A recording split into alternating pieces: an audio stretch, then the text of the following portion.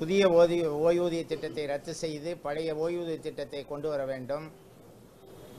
மத்திய அரசினுடைய மக்கள் விரோத கல்விக் கொள்கைகளை நீக்கி அதன் மூலமாக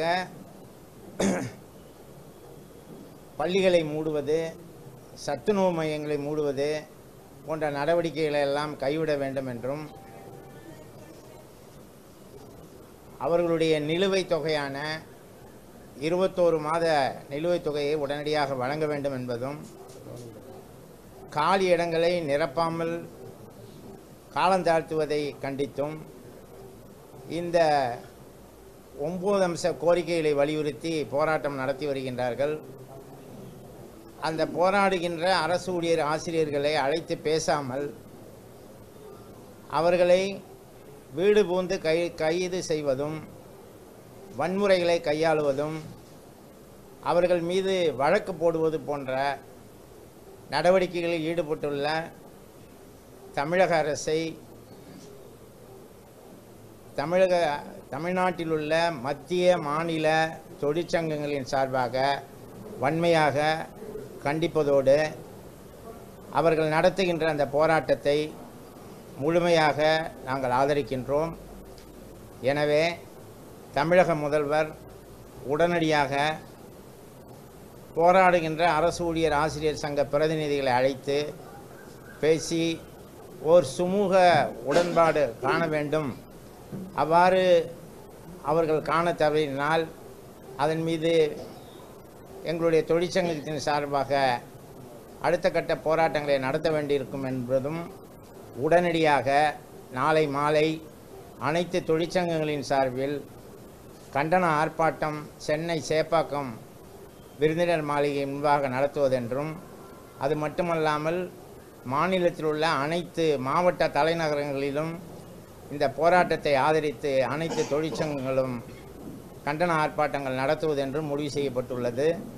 தொடர்ந்து அரசு இதன் மீது நடவடிக்கை எடுக்க தவறினால் இந்த போராட்டத்தை முடிவுக்கு கொண்டு வருவதற்கு முயற்சிக்காமல் இருக்குமேயானால் அனைத்து தொழிற்சங்கங்களின் சார்பாக வேலை நிறுத்தம் உள்ளிட்ட அனைத்து நேரடி போராட்டங்களிலும் தலையிட வேண்டியிருக்கும் என்பதை இந்த கூட்டமைப்பின் சார்பாக தெரிவித்துக் கொள்கிறேன்.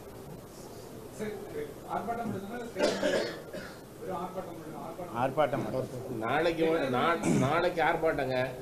ஒருவேளை அரசு உடனடியாக தலையிட்டு பேசலைன்னு சொன்னால் மீண்டும் நாங்கள் கூடி அடுத்து வேலை நிறுத்தம் உள்ளிட்ட எல்லா போராட்டத்தையும் போவோம்.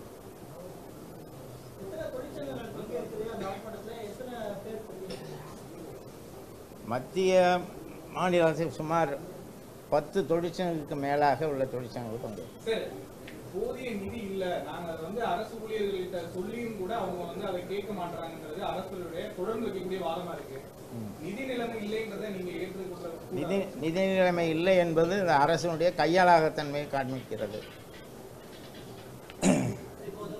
நீங்க இருக்கிறக்கூடிய நிதி அனைத்துமே அரசு ஊழியர்களுக்கே செலவு செய்ய வேண்டிய சூழ்நிலை வரும். பழைய ஓய்வூதிய திட்டத்தை அமல்படுத்தினா அரசு சொல்றாங்க. இல்லை, ஒரு அரசு ஊழியர்கள் ஆசிரியர்கள் என்பவர்கள் நாட்டினுடைய இன்றியமையாத ஊழியர்கள் ஆவார்கள். அவர்கள் இல்லாமல் ஒரு அரசாங்கத்தை நடத்த முடியாது. குறிப்பாக நான் சொல்ல வேண்டுமென்றால் ஆசிரியர்கள் இல்லாமல் பள்ளி நடக்காது. அதே போல் அவர்கள் கேட்பது என்ன? காலி இடங்களை நிரப்புங்கள் என்று சொல்கிறார். இப்பொழுது போராட்டம் நடத்தும் பொழுது புதிய ஆட்களை எடுக்கிறேன் என்று சொல்கின்ற அரசு இந்த காலி இடங்களில் அவர்கள் ஆட்களை எடுக்கலாம்.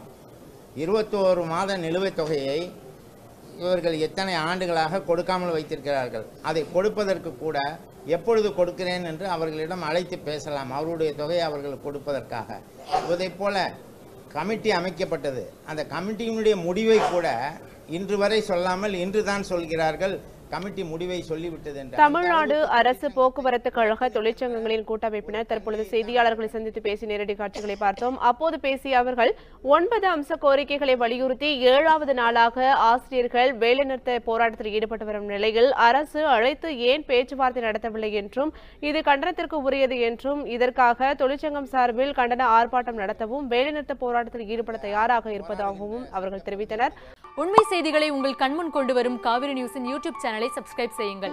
நொடிக்கு நொடி நாட்டு நடப்புகளை தெரிந்து கொள்ள kaverinews.tv, Facebook, Instagram, Twitter போன்ற சமூக வலைதள பக்கங்களோடு எப்போதும் இணைந்திருங்கள்.